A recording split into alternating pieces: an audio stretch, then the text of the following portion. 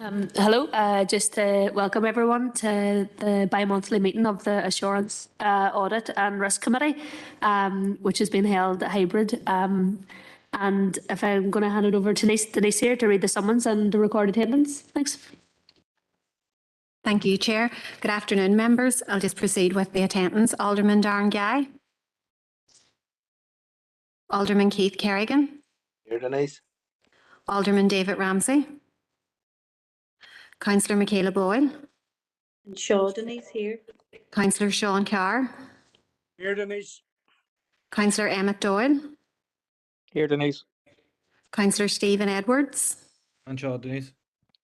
Councillor Paul Fleming. Councillor Patricia Logue. Councillor Philip McKinney. Councillor Maeve O'Neill. Here. Councillor Martin Riley. Here. Councillor Lillian Sino Barr. Thank you, members. Thanks, Denise. Just going to read out the broadcast announcement. So I'd like to remind everyone present at this meeting in the Guildhall or in attendance remotely that this meeting will be broadcast live to the internet and will be capable of repeated viewing. This broadcast may be terminated or suspended in accordance with our protocol. Due to your attendance at this meeting, you are consenting to being filmed and to the use and storage of those images for broadcasting or training purposes and for the purpose of keeping historical records and making those records available to the public. Members and approved speakers are reminded to only have their mics and cameras on while speaking at the meeting and to use the chat facility to highlight a request to speak. A copy of the Council privacy notice may be found on the Council website, derrystrabane.com. So just to check if there's any declarations of members' interests. And you can put them onto the chat box throughout the meeting. I haven't had any chairperson's business raised to me, so we'll go on to item 6, matters arising from the open minutes of the Assurance Audit and Risk Committee held on Thursday, the 20th of June. So if there's any matters arising, just...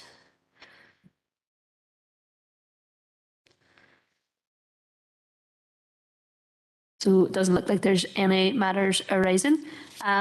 So item 7 is the financial statements for 21-22. I'll hand that over to Colette Kane.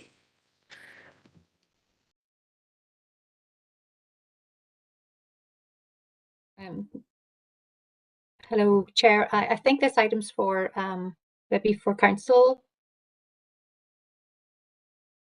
Apologies, Colette. Alfie.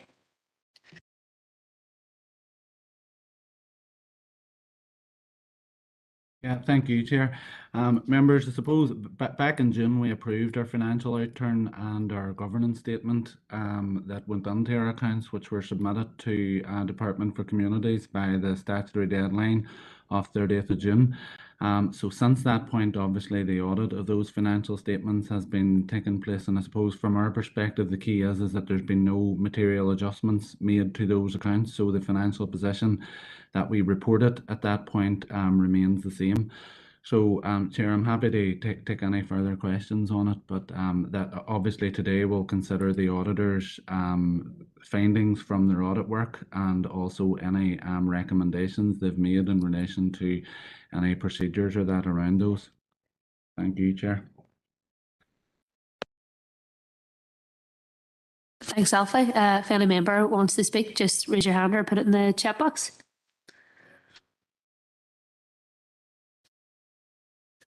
Do we have a question, Bruna? Yep.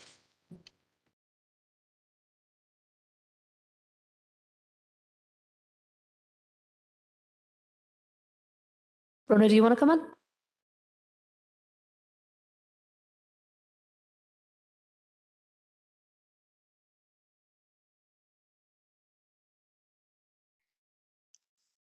Good afternoon, Chair. Good afternoon, everybody. Hope you can hear me. Yes, can you hear me, Chair? Yes, we can hear you. Thanks, Bruna. Just checking you can hear me, Chair. Yes, we can hear you, Bruna. Thanks. Just a couple of questions, if I may. for Alfie. The first question I was going to ask was in relation to the financial resilience.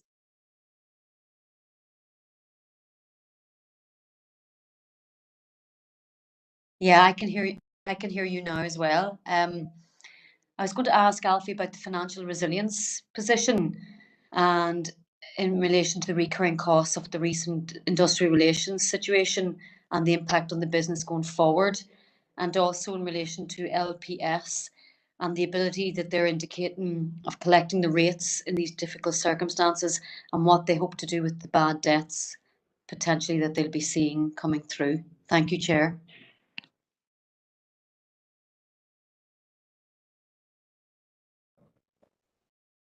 Yes. Thanks, Bruna. Alfie. Yeah, thank you, Chair. Thank you, Bruna. So thankfully, as you've highlighted, Bruna, we have good financial resilience in place. We have worked hard to build up reserves, but I suppose, like any organisation, the Q1 outturn was recently reported on the Council, and we are in the position where we're now starting to eat into those reserves. And I suppose that's not surprising given the range of pressures that we, like any other organisation, are feeling at this time. So in relation to pay obviously represents a very significant portion of Council's costs. I think it's as much as 58%. Obviously, the impact of the recent local pay negotiations, as well as ongoing national pay negotiations, both for 22-23 and 23-24, will have a significant impact on our cost base. And as a result of that, at a recent council meeting, our members approved the setting up of a finance working group in relation to looking at all potential savings opportunities that we as an organisation can implement to offset those significant pressures that we're paying. And it's not just pay, it's obviously wider cost of living pressures such as utility costs, insurance, etc., etc. So we've already met as a finance working group and have a number of meetings over the next number of weeks to look at those savings opportunities in detail.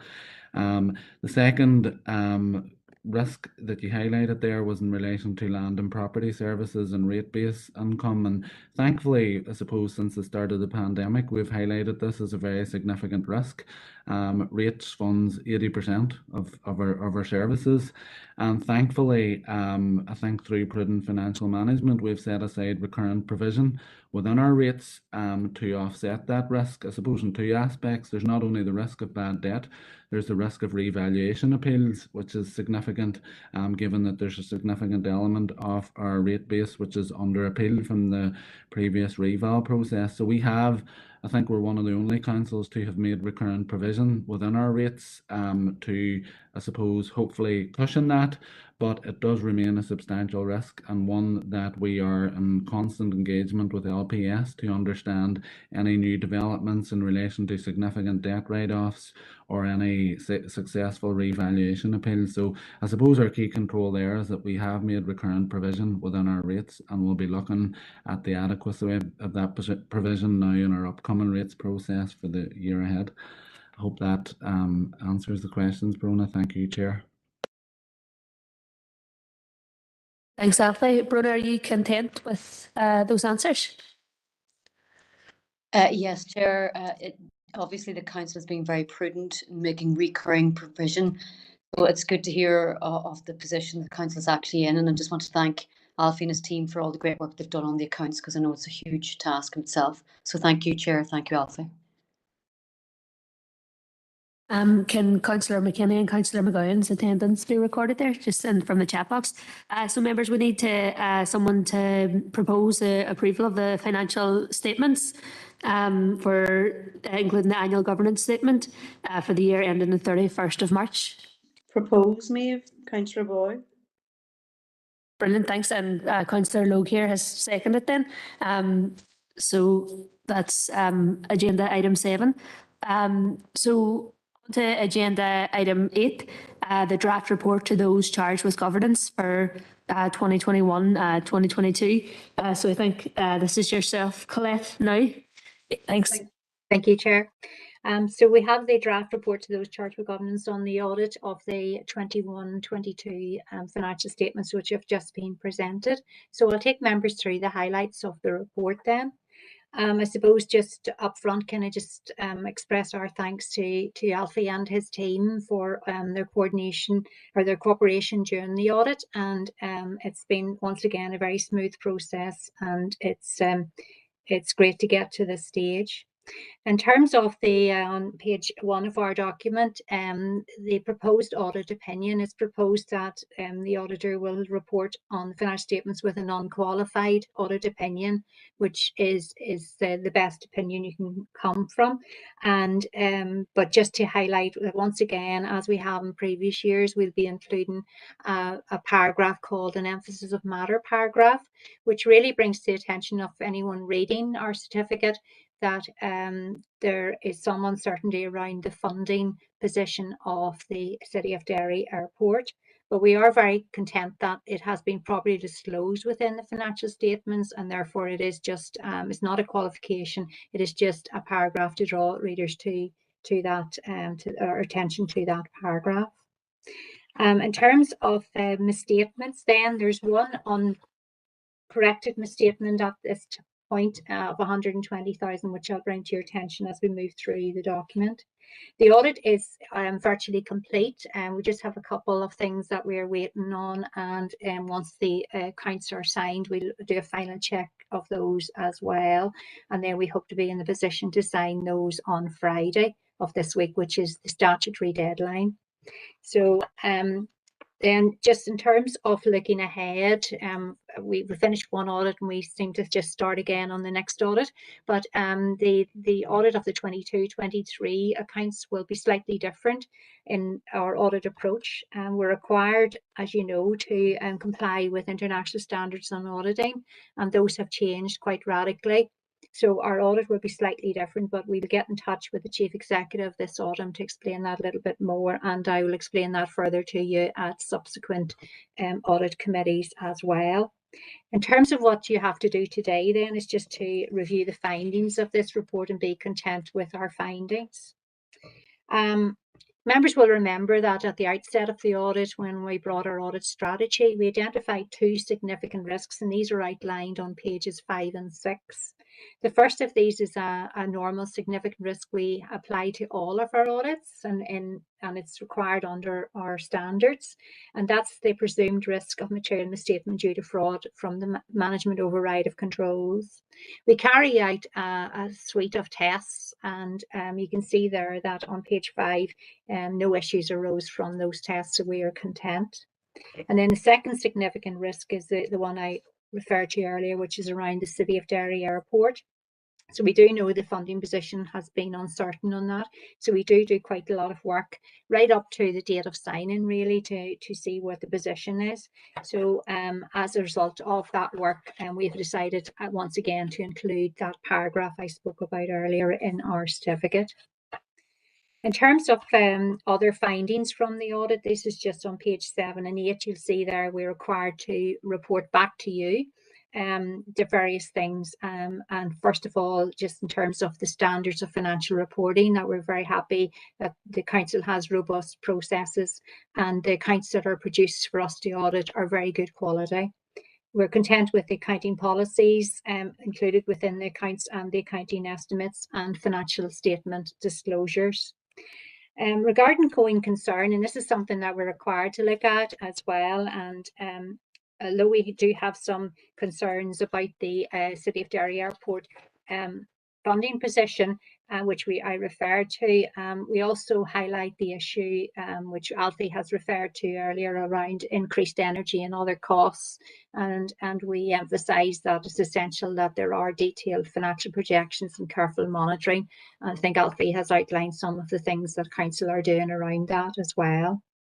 And then we give assurances around the narrative report, the governance statement, and other things within this the page 8 of the report.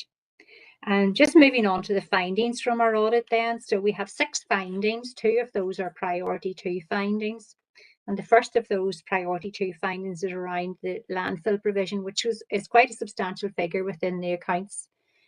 So we just highlight here that in the projection of the figures, there's an estimate used, but it's always good practice to look back and see if that estimate is actually reflection of the actual cost. So you'll see there we've made some comments about recurring costs there. And I'm happy to say that Council have accepted the recommendation we have made and will look at this more closely for the following year. Our second finding is around the landfill site gas income, and Council received some income from the generation of gas from the landfill site at Culmore. And really they have an option to go and to audit the figures provided by the organisation that generates that gas income, and but it hasn't been taken up. So really to ensure that they're getting everything, the Council are getting everything that they're due, we are recommending that they should carry out those audits, and that again that's been accepted by Council. Then the first of the priority 3 points is around councillor alliances and declarations of interest. And just when we were doing our audit, we found that information that was provided on the website was not a true reflection of the actual information, but those errors were corrected on the website. And then also we highlight that there are 2 councillors have still not completed their declarations of interest and signed the register of interest. So that's important that that's carried out, and that's really good governance. So again, those points have been accepted, and council officials will remind councillors of that requirement. So from the finding 4 then in terms of expenditure, just that we find 3 occasions where the purchase order raised had been raised after the invoice was received. So that's a sort of normal sort of finding we would sometimes find. So again, it's been accepted, and council will remind staff of the importance of doing that going forward. And then finding 5 is around journals. We always look at journals because they're very important. And we noticed 3 instances where they've not been formally signed off. And again, that's been accepted. And there will be a reminder sent to ensure that that happens going forward. And then our final finding is around inventories or stock, which is held in the Visitor Information Office, which had not been sort of examined for a number of years. So again, although it's a very small amount of stock, we do think that it should be looked at from time to time. So again, it's been accepted, and that will be taken forward. And then over the page, on page 14 of our document, I referred at the beginning to an uncorrected misstatement of 120,000. Now, in terms of the accounts, this is quite a small amount, really, and really, I suppose it's entirely up to this committee to decide whether or not they want it to be adjusted through the accounts. But it is, I just would put it in that context that it is a relatively small amount to be adjusted through a massive set of accounts that's been presented today. From page 15 then is the letter of representation. This is signed by the Chief Executive at the same time as the accounts are submitted, and it gives certain representations around figures within the accounts. And you see there, for example, where there are some estimated figures around provisions, for example, and some assurances around the City of Derry Airport. We asked for the Chief Executive to sign off on those. And then finally, from page 20 onwards is the proposed certificate, which will be signed off on Friday. And that includes that emphasis of matter paragraph I spoke about at the bottom of page 20. So, Chair, I'm happy to take any questions on the report. Thank you, Colette, for the report and the detail within it. Does anybody have any questions or comments? Yeah, Councillor Loke.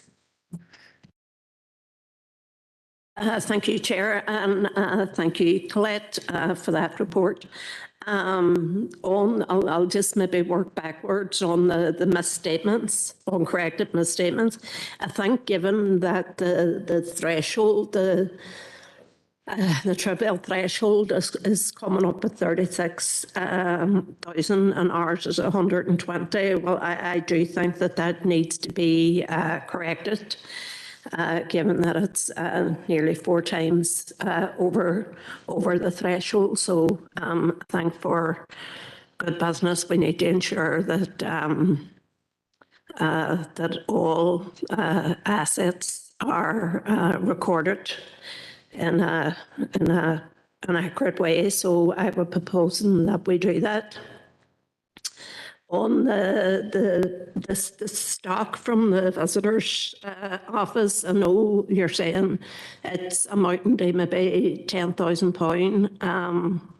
While that may be relatively small in the grand scheme of things, I was just thinking, I don't know what type of stock it is, but I would just like to propose, if there is any stock there that is obsolete to council but could maybe used for maybe community groups, nursery schools or whatever, you know, that instead of destroying it, that it maybe could be reused by other sources. So I would like that to be investigated if possible.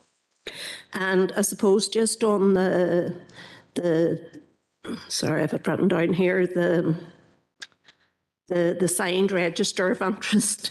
I honestly don't remember if I'm one of the two. I hope I'm not.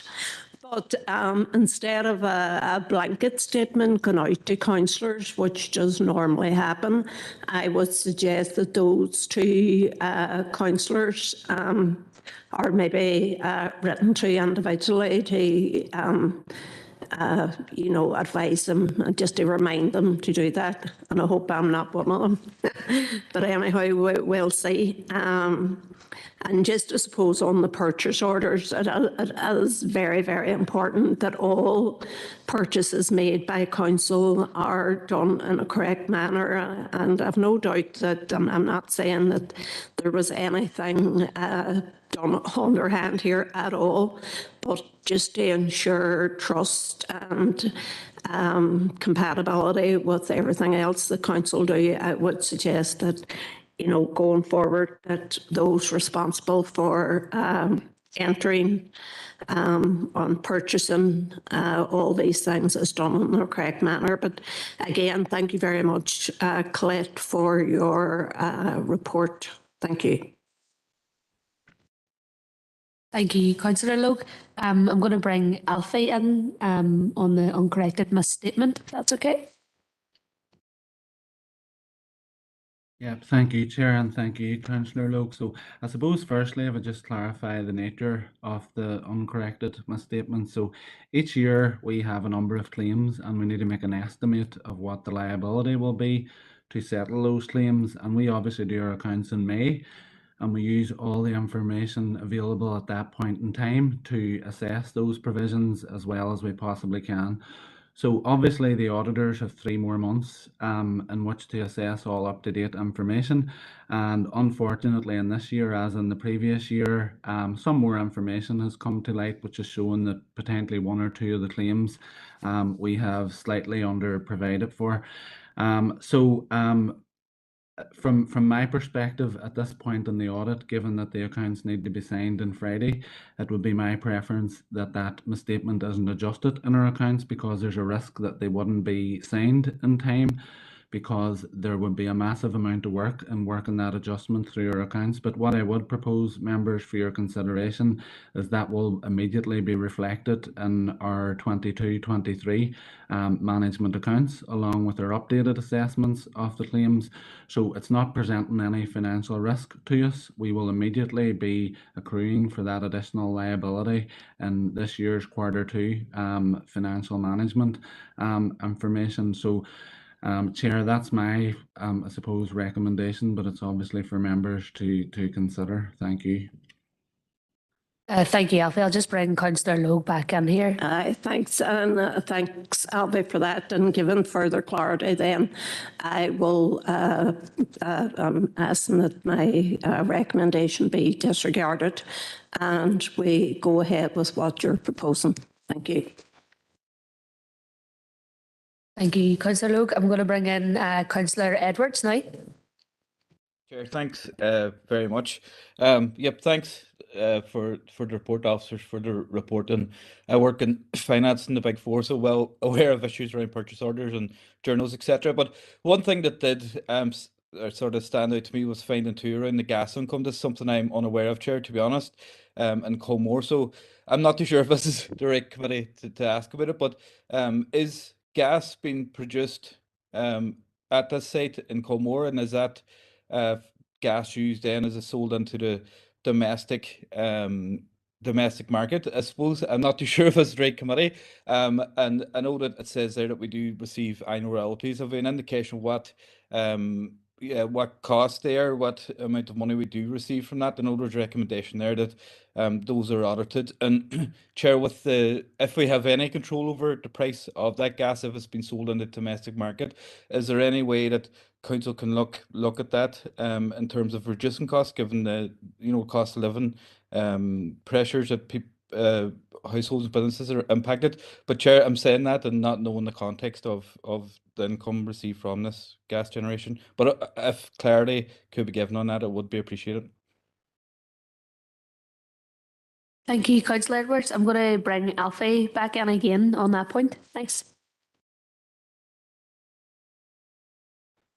Thank you, Chair, and thanks, Councillor Edwards. I suppose the issue of both gas income and the costs of treatment at the current landfill site is a complex one from an accounting perspective. When the landfill site, I suppose, was a number of years ago, was, I suppose, capped, there was we had to immediately make a provision in our accounts for all the costs that we would have to incur for the next 50, 60 years, and book that in our accounts a number of years ago. And as the costs are now incurred each year, we're basically reducing our creditor by that amount of money. So it doesn't have any impact on our rates. Similarly, the gas income that we receive, a number of years ago, we had to estimate the amount of gas income we had received for the next 20 years. And we are currently receiving an annual amount of about 50k, but it's not income. It's basically going against that debtor that we had to set up a number of years ago. Now that amount will reduce as each year goes by, and one of the recommendations that the auditors have made is that we use the provision that we have within our contract to, I suppose, do a further audit on that, and we will be taking advantage of that straight away through our internal audit team. But that amount will reduce, and I suppose it doesn't have any impact on additional income received or additional costs being incurred, because we've already booked those a number of years ago. I suppose the issue is, if it turns out we're getting less gas income than we had forecast, that would be an additional provision we would have to make. Or similarly, if we were incurring more aftercare costs than we had provided for a number of years ago, that would be an additional liability. But thankfully that's not the case, but it is the right time to be doing that updated audit of those figures, and we'll do that now through our internal audit team and bring the findings back to council. But I don't expect there to be any issues with it. Thank you, Chair. Thank you, Alfie. Councillor Edwards, are you content with that? Yep, content enough, Chair. The money's ring fence, so we can't do anything with it. But yep, content, Chair. Thank you. Thank you. Is there anybody else who has any questions or comments? And if not, we'll need someone to propose the report and second it. Thank you, Councillor Logue. Propose it or second it, Councillor McKinney. Thank you, Councillor McKinney. Okay, so now on to our next item, item number 9, the internal audit reports. And Deborah will be taking this one. Thanks.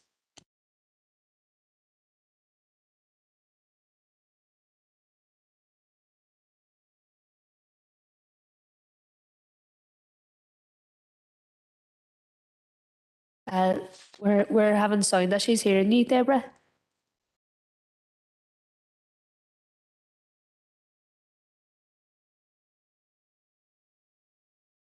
Can you hear me now?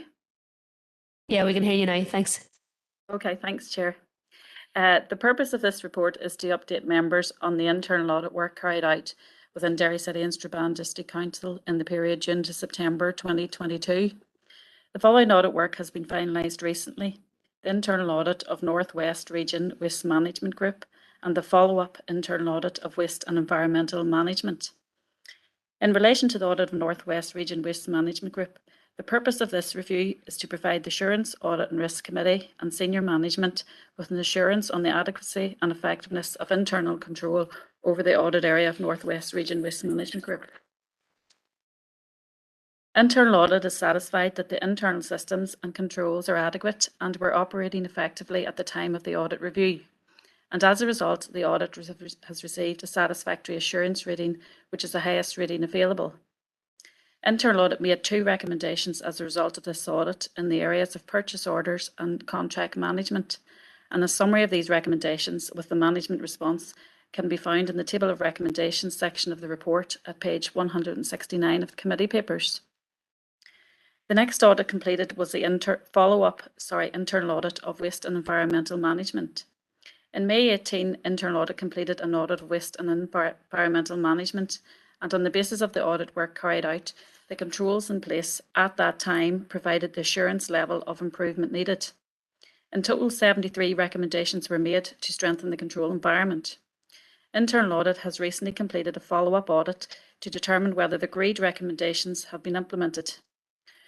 The results of this showed that from the 73 agreed recommendations made in the original audit report, 35 are fully implemented, 26 are partially implemented, 10 have not yet been implemented, and 2 are no longer considered applicable due to changes in processes.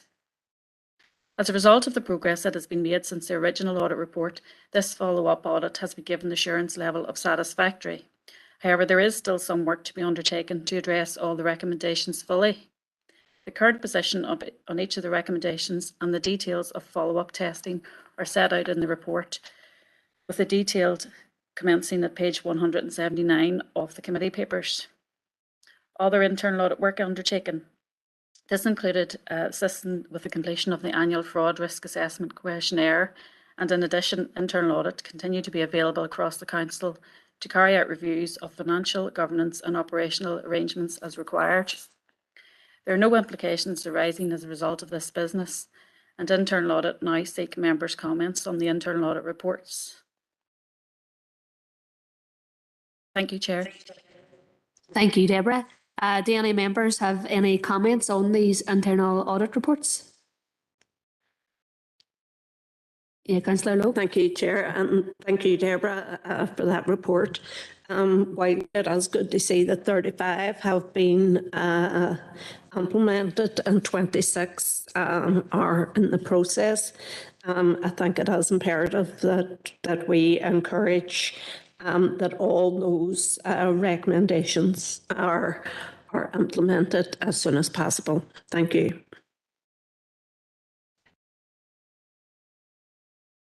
Thank you, Councillor Lowe. Will we be getting an update on this further, like about the recommendations that haven't been implemented, on when they will be implemented? Well, normally, full internal audit is normally follow-up internal audit is normally undertaken when the assurance written has been given as limited or improvement needed. So this is the first follow-up audit at that time. Normally we would just follow up the outstanding as part of the next audit review, whenever that would take place in the audit needs assessment and future audit plans. But it's up to members, you know, if they wish a further follow-up to be undertaken of these sooner, that's fine. We can consider that for the audit plan for next year. Thank you, Chair. Thank you, Deborah. I just want to record Councillor Guy's attendance. Do any other members have any other comments?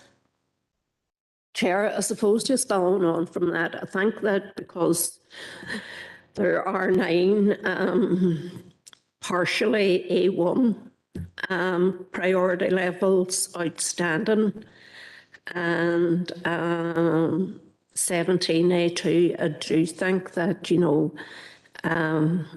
maybe we should look back at this audit sooner than we would normally do. So how often is it is it every 4 years, is it, or? Well, it would just depend. Sorry, can I come in, Chair? Yeah, go for it. Yeah. Councillor Lowe, it would just depend really where it would feature in the audit needs assessment and in the audit plan for that year. A lot of the, I know there's still a few of the priority ones outstanding. Now, a number of them did relate. There was 13 areas reviewed as part of this Swiss audit. It was quite a huge audit. And one of those areas related to the monitoring of third-party service providers. Within that area, there was 6 of those recommendations not implemented. So I think a lot of that was due to kind of the implications of COVID and having meetings, you know, on site. But I mean, we'll take guidance from councillors if you want the follow-up audit, another follow-up audit, full follow-up audit documents. That's fine. We can consider that. Look, I do know that you have a lot of work to do, and I don't want to overburden you at all. However, I do think it might be prudent if we could recommend that whenever these partially implemented recommendations are fully concluded, that a report be brought back, you know, that the audit are notified, the audit committee are notified that this has occurred without another audit. How would that? Chair, can I come in there, please? Connor? Yes, go on ahead. Yeah, Chair, as head of service, we work closely with internal audit on this, and picking up on the members' comments, the team are still actively working on closing and progressing those audit findings, and I'm content that we work again with internal audit and maybe bring an interim report at some point on further progress. But you know, all of the areas highlighted are still being actioned and progress has been made. And again, content that subject to members' approval, and obviously I know that internal audit have a demanding schedule as well, but subject to that an interim report would come forward at some point. I would agree with that, and thanks for that, Connor. And maybe 6 months' time, an interim report would suffice. Thank you. Okay, thank you. Thank you, Connor, Deborah, and Councillor Logue. If there's no more further comments, we can close that point on the agenda. Yeah. Yeah. Do you want to propose for the a report to be brought back in 6 months' time? I just propose that an interim report on the outstanding issues be brought to the audit committee within 6 months. Thank you. Do we have a second?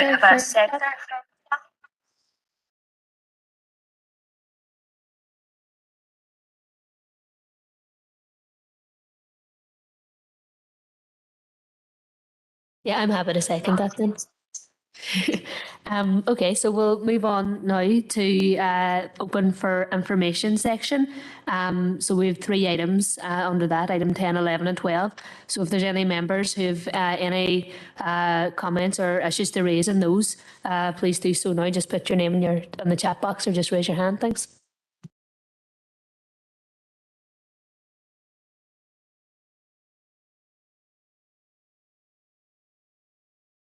Chair.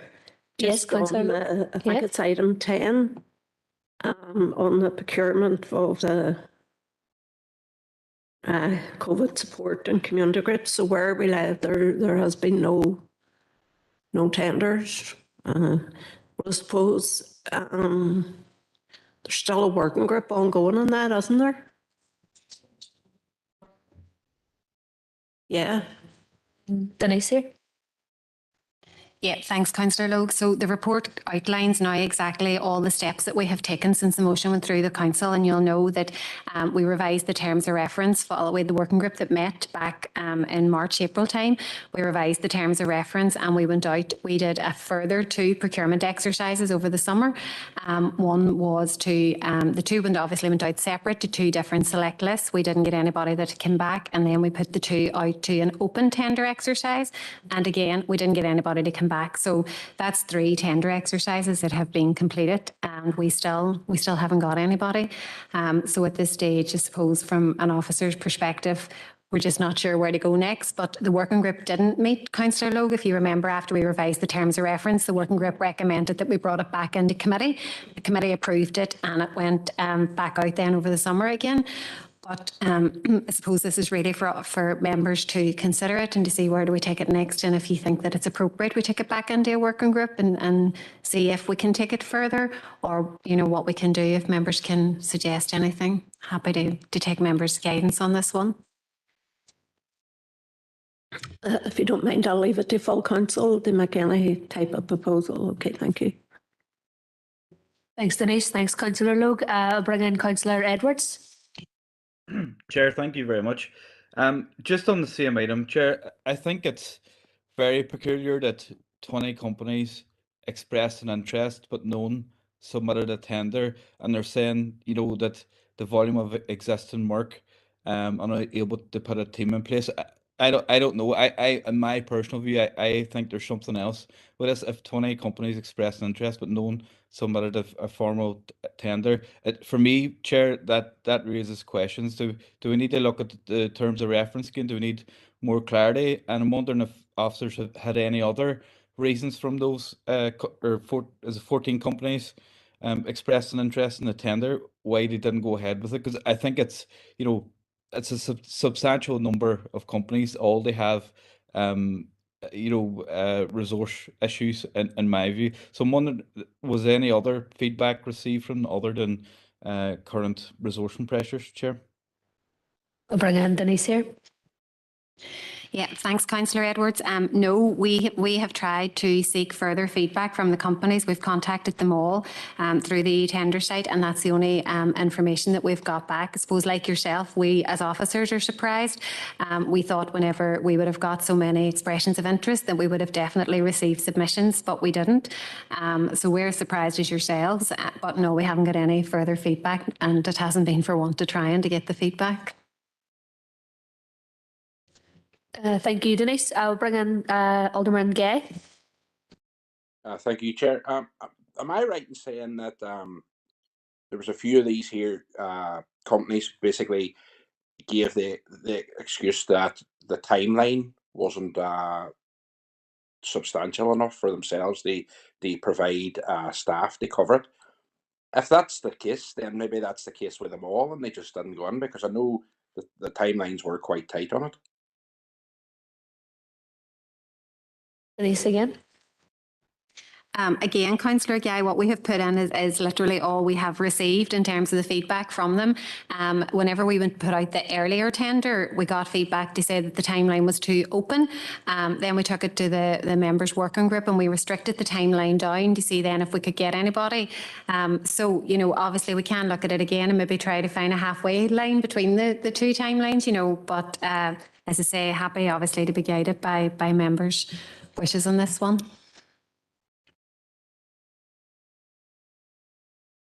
Thank you, Denise. Is there any further member comments on item number 10?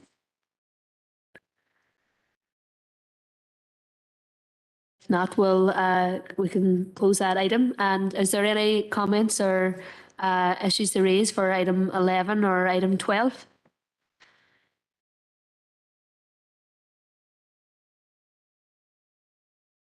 Okay, so there doesn't look to be, so we can draw this meeting to a close. Thank you for your attendance at this month's meeting. Cheers.